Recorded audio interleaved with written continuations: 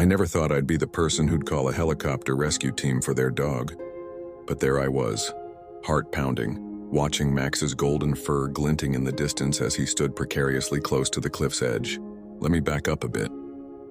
Max came into my life 5 years ago.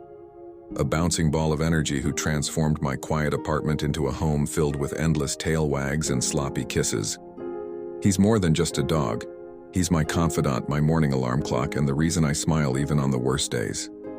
That Sunday started like any other. We were on our usual hiking trail. You know, the one we'd done 100 times before. Max was off leash, which had never been an issue. He's always been the perfect gentleman on our hikes, staying within sight and coming back at the first whistle. But then it happened.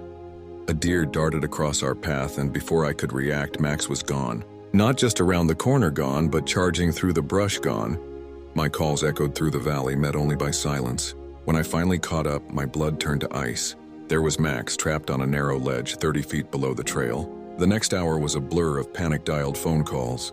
When I heard myself explaining the situation to emergency services, requesting a helicopter rescue for a dog, I almost laughed at how absurd it sounded. But the dispatcher didn't laugh.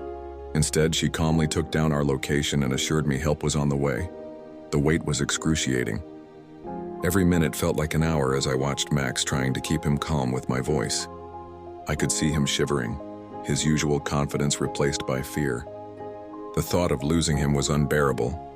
People might say it's just a dog, but they don't understand. When you love an animal, they become part of your soul. The sound of helicopter blades cutting through the air was the sweetest music I'd ever heard. The rescue team worked with incredible precision, lowering a specialist who secured Max in a harness. Watching my boy being lifted to safety, I finally let myself breathe. Later that evening, with Max safely curled up on his bed, I realized something. The cost of the rescue, the embarrassment of having to call in a helicopter, none of it mattered.